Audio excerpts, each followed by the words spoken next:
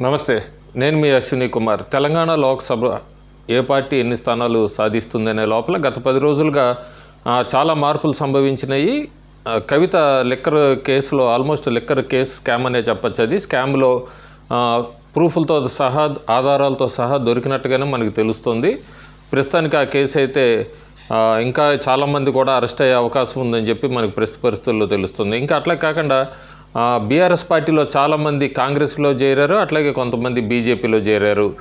BRS greater హైదరాబాద్కి సంబంధించిన ఎమ్మెల్యేలు చాలామంది కూడా కాంగ్రెస్ వైపు చూస్తున్నట్టుగా తెలుస్తుంది. అందుకే మాజీ ముఖ్యమంత్రి కేసీఆర్ ఎప్పుడు మళ్ళీ వచ్చే ఎన్నికల్లో 100 సీట్లు సాధిస్తాము, ఎవరు పార్టీ వదిలి వెళ్ళి వాళ్ళని మళ్ళీ తిరిగి పార్టీలోకి వస్తామన్నా చేర్చుకోమంటూ కూడా ఒక సైకలాజికల్గా గేమ్ ఆడడానికి ప్రయత్నించారు. కానీ ఆయన మాట ఇప్పుడిప్పుడే ఎన్నికలు లేవు, ఎట్లాగో 5 సంవత్సరాలు ఆగాల్సిందే, అట్లాగే ఆయన మాట వినేట్టు కూడా అక్కడ బీఆర్ఎస్ ఎమ్మెల్యేలు కనబట్టలేదు. చాలామంది పక్కచూపులు చూస్తున్నారు. ఆయన కొన్ని లోక్సభ స్థానాలకు బీఆర్ఎస్ పార్టీ అభ్యర్థులను ప్రకటించినప్పటికీ ఇప్పటికీ ఖమ్మంకి సంబంధించి నామా నాగేశ్వరరావు అయితే ఇంకా బీజేపీ వైపు చూస్తున్నారన్న స్పెక్యులేషన్స్ అయితే వినబడుతున్నాయి. ఇంకొక పక్క కాంగ్రెస్ పార్టీ అభ్యర్థుల్ని ప్రకటించబోతోంది, మిగిలిన అభ్యర్థులు కూడా ప్రకటించబోతున్న స్థానాలకు సంబంధించి ముఖ్యమంత్రి రేవంత్ రెడ్డి చాలా స్పష్టంగా చెప్తున్నారు, ఈ లోక్సభ ఎన్నికలు నా 100 రోజుల పాలనకి రెఫరెండం అని. ఇంకా మూడో పక్క బీజేపీ 2019లో దాదాపు 20 సంవత్సరాల తర్వాత 2019లో 4 స్థానాలు గెలుచుకుంది. తెలంగాణలో సంబంధించి 4 స్థానాలను ఎట్టి పరిస్థితుల్లో టార్గెట్ 10 స్థానాలు గెలుచుకోవాలని చెప్పి ముందుకెళ్తోంది. అట్లాగే ప్రధానమంత్రి నరేంద్ర మోడీ తెలంగాణలో 2 రోజుల్లోనే పర్యటనలు నాగర్ కర్నూల్లో అట్లాగే జగిత్యాల్లో బహిరంగ సభల్లో పాల్గొన్నారు. అంతేకాకుండా మళ్ళీ అమిత్ షాను మల్కాజ్గిరి రోడ్ షోలో కూడా పాల్గొన్నారు ప్రధానమంత్రి నరేంద్ర మోడీ. అట్లాగే అమిత్ షా మళ్ళీ మోడీ కూడా తెలంగాణకు వస్తారని, యోగి ఆదిత్యనాథ్ వీళ్ళందరూ కూడా బహిరంగ సభల్లో ప్రచారంలో పాల్గొంటారని తెలుస్తోంది. ఇప్పుడు ఇట్లా ఉన్న సినారియోలో ప్రస్తుతం ఏ పార్టీ ఎట్లా ఉంది, ఎన్ని స్థానాలు గెలుచుకోవచ్చు అనేది అయితే మనకి మళ్ళీ ఒక సర్వే ఒకటి వచ్చింది. ఆ సర్వే ఫలితాలు నేను వెల్లడించే ముందు, ఇది నా వ్యక్తిగత సర్వే కాదు, ఒక మిత్రుడు పంపించిన సర్వేని, మా టీం చేసింది కాదు. ఆ సర్వే రిజల్ట్స్ మీ ముందు ప్రొజెక్ట్ చేయబోతున్నాను. ప్రస్తుతానికి మార్చి 19వ తారీఖు దాకా జరిగిన ఈ సర్వేలో ఏ పార్టీ ఎన్ని స్థానాలు గెలుచుకోవచ్చు అనేది నేను వీక్షకులకు షేర్ చేస్తాను. ముందుగా ఆదిలాబాద్లో బీజేపీ 40% ఓటు షేర్ సాధిస్తోంది.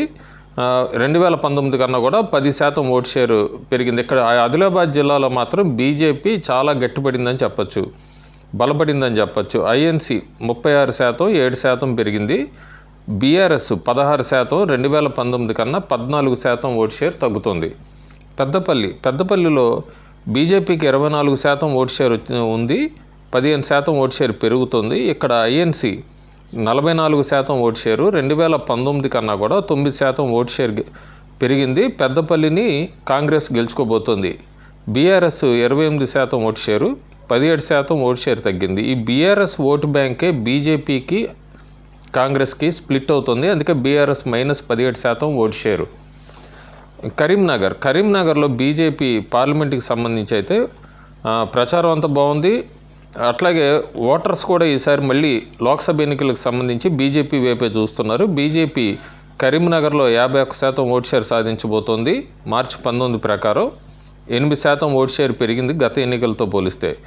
కాంగ్రెస్ కూడా 26% ఓటు షేరు, గత ఎన్నికల కన్నా కూడా 11% ఓటు షేరు పెరుగుతుంది. మళ్ళీ నష్టపోతుంది బీఆర్ఎస్ పార్టీ, 20% ఓటు షేరు, గత ఎన్నికల కన్నా 15% ఓటు షేర్ తగ్గుతుంది. నిజామాబాద్ ఒకటి, ఆదిలాబాదు, కరీంనగర్ తర్వాత నిజామాబాద్ లోక్సభ కూడా బీజేపీ బాగా బలపడిందనే చెప్పాలి. పసుపు బోర్డులు కానీ ఇవన్నీ చాలా హామీలు నెరవేర్చారు కాబట్టి నిజామాబాద్లో బీజేపీకి 55% ఓటు షేర్ వస్తుంది, 10% ఓటు షేర్ పెరుగుతుంది. కాంగ్రెస్కి 21% ఓటు షేరు, 15% ఓటు షేర్ పెరుగుతుంది. BRS 20% vote share, 18% vote share తగ్గుతుంది. నిజామాబాద్ బీజేపీ తిరిగి గెలవబోతోంది. జహీరాబాద్లో బీఆర్ఎస్ సిట్టింగ్ ఎంపీ పాటిల్ బీజేపీలో చేరారు, ఆయన మళ్ళీ పోటీ చేస్తున్నారు. జహీరాబాద్లో బీజేపీ 38% ఓటు షేర్ సాధించబోతోంది, 20% ఓటు షేర్ పెరుగుతుంది. ఐఎన్సీ 36% ఓటు షేరు, -5% ఉంది ఇక్కడ కాంగ్రెస్. బీఆర్ఎస్ 22%, 19% ఓటు షేర్ తగ్గుతుంది. జహీరాబాద్ పార్లమెంటు నియోజకవర్గం బీజేపీ గెలవబోతుంది. ఇంకా మెదక్లో చాలా మార్పులు జరిగినాయి. యాక్చువల్గా మెదక్ బీఆర్ఎస్కి చాలా గట్టి పట్టున్నది మెదక్ జిల్లా. కాకపోతే అక్కడ కూడా చాలా ఈ 10 రోజుల్లో చాలా మార్పులు వచ్చినాయి. మెదక్ ప్రస్తుతం అయితే బీజేపీ లీడ్లో ఉంది. బీజేపీ దాదాపు 38% ఓటు షేర్ రాబోతోంది. 21% ఓటు షేర్ 2019 కన్నా. ఐఎన్సీ 32%, 8% ఓటు షేర్ పెరుగుతుంది. బీఆర్ఎస్ మాత్రం 28% ఓటు షేరు, 24% ఓటు షేర్ తగ్గుతుంది. మల్కాజ్గిరి, ఇదొక మల్కాజ్గిరి కీన్ కాంటెస్ట్. మల్కాజ్గిరి మీద అందరి దృష్టి ఉంది. బీజేపీ తరఫున ఈటల రాజేందర్ పోటీ చేస్తున్నారు. మల్కాజ్గిరిలో మాత్రం బీజేపీ 41% ఓటు షేర్ రాబోతోంది. 2019 కన్నా 22% ఓటు షేర్ పెరిగింది.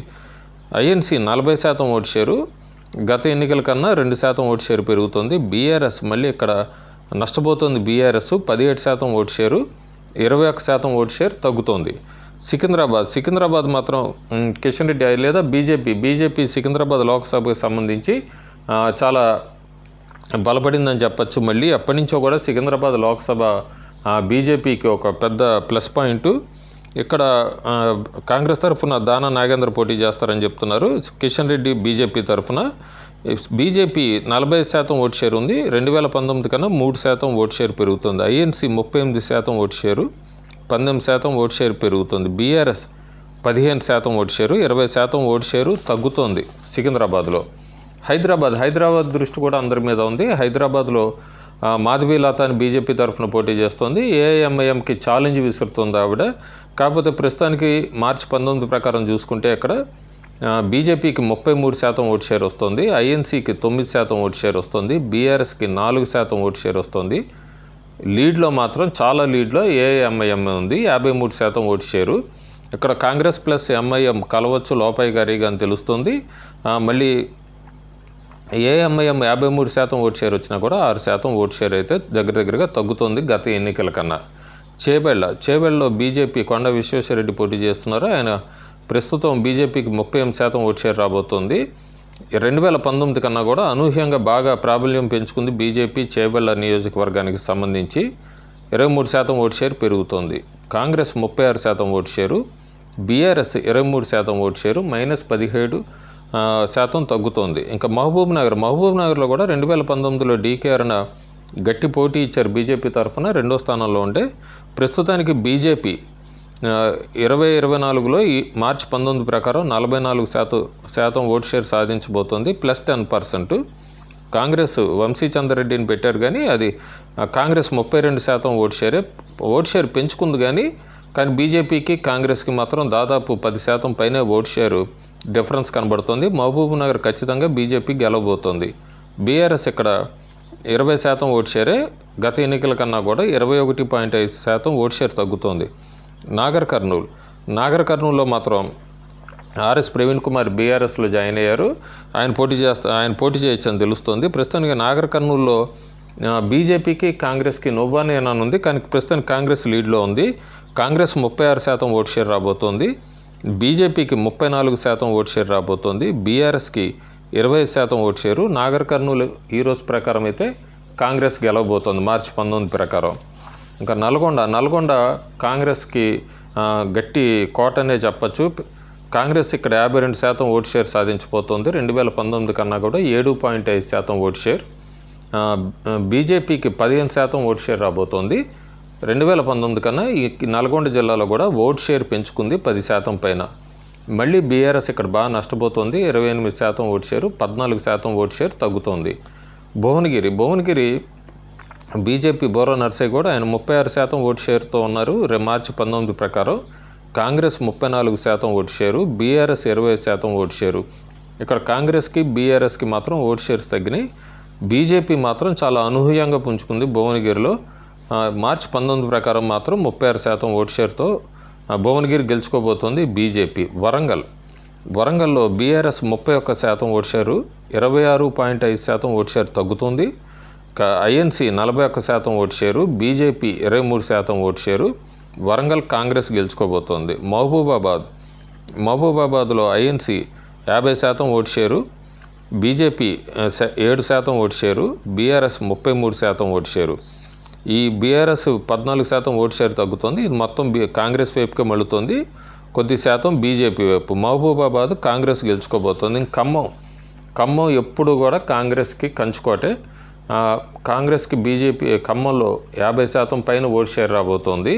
బీజేపీకి 6% ఓటు షేరు, బీఆర్ఎస్కి 35% ఓటు షేరు, అక్కడ 15% ఓటు షేరు తగ్గుతుంది. సో ఇదంతా కూడా మార్చి 19 ప్రకారం సీట్ల రూపేణా చూసుకుంటే బీజేపీకి 10 సీట్లు రాబోతున్నాయి 2019 కన్నా +6. కాంగ్రెస్కి 6 రాబోతున్నాయి 2019 కన్నా 3 సీట్లు. ఏఐఎంఐఎం 1 గెలుచుకోబోతుంది, తిరిగి అదే సీట్ హైదరాబాదు. బీఆర్ఎస్ 0 అవుతుంది. సో ప్రస్తుతానికి మనకి ఇక్కడ తెలంగాణలో క్లియర్ పిక్చర్ ఒకటి కనబడుతుంది. ఏంటంటే ప్రాంతీయ పార్టీ అయిన బీఆర్ఎస్ కనుమరుగవుతుంది. అది న్యాచురల్ కూడా అధికారంలో లేనప్పుడు అధికారంలో ఉన్న పార్టీ వైపు కానీ లేదా దాని ఆల్టర్ ఎవరు అపోజిషన్లో గట్టిగా ప్రతిపక్షంలో ఉన్నారో అటువైపు చూస్తారు. బీజేపీ వర్సెస్ కాంగ్రెస్గా మారుతోంది. బీఆర్ఎస్కు ఓట్ షేర్ తగ్గుతోంది. నాయకులు కూడా కాంగ్రెస్ వైపు బీజేపీ వైపు చూస్తున్నారు. ఎక్కువ మంది కాంగ్రెస్ వైపు చూస్తున్నారు, ఎందుకంటే కాంగ్రెస్ అధికారంలో ఉంది కాబట్టి. బీఆర్ఎస్ పార్టీకి రాబోయే 4 సంవత్సరాలు కూడా చాలా కష్టకాలం అనే చెప్పచ్చు. నాయకులను కాపాడుకుంటాం కూడా కేసీఆర్కి చాలా కష్టమే అని చెప్పచ్చు. అయితే గతంలో ఇలాంటివి చాలా ఛాలెంజ్లు ఆయన ఏదో ఫేస్ చేశాడు, మళ్ళీ పార్టీని బౌన్స్ చేయగలిగాడు. కానీ ప్రస్తుతం ఇప్పుడు కవిత కేసులు కానీ లేకపోతే వయసు రీత్యా కేసీఆర్కి కానీ లేకపోతే పార్టీలో అంతర్గత కుమ్ములాటలు కానీ ఇవన్నీ కూడా మళ్ళీ పార్టీని ఆయన వెనక్కి తీసుకురాగలడా అనే ఒక సందేహం అయితే క్యాడర్లో ఉంది. ఇంకో పక్క బీజేపీ అసెంబ్లీ ఎన్నికల్లో ఇట్లాగే సర్వేల్లో డబుల్ డిజిట్లు 20 స్థానాలు గెలుచుకుంటారు, ఇట్లా అంతా కూడా ఒక ప్రచారం జోరుగా సాగింది. కాకపోతే ఎన్నికలు ఫలితాలు వచ్చే టైంకి అయితే చతికిలు పడింది. ఆఖరి 15 రోజుల అసెంబ్లీ క్యాంపెయిన్లో అయితే బీజేపీ ఓటర్లు కూడా కొన్ని నియోజకవర్గాల్లో కాంగ్రెస్ వైపు స్వింగ్ అయ్యారు, ఎక్కడ బీఆర్ఎస్ అధికారంలోకి వస్తుందా అని. సో ఇప్పుడు దీని ప్రకారం చూసుకున్నా కూడా మనం booth management, pole management election date వరకు అయితే ఎలక్షన్ రోజు వరకు ఖచ్చితంగా ఆగాలి. ప్రస్తుతానికి మొమెంటం అయితే మాత్రం తెలంగాణ లోక్సభ ఎన్నికలకు సంబంధించి బీజేపీకి ఎక్కువ పాజిటివ్గా ఉంది. 2nd ప్లేస్లో కాంగ్రెస్ ఉంది, బీఆర్ఎస్ 4th ప్లేస్లో బీఆర్ఎస్ ఉంది, ఎంఐఎం 1 స్థానం గెలుస్తుంది. Thank you.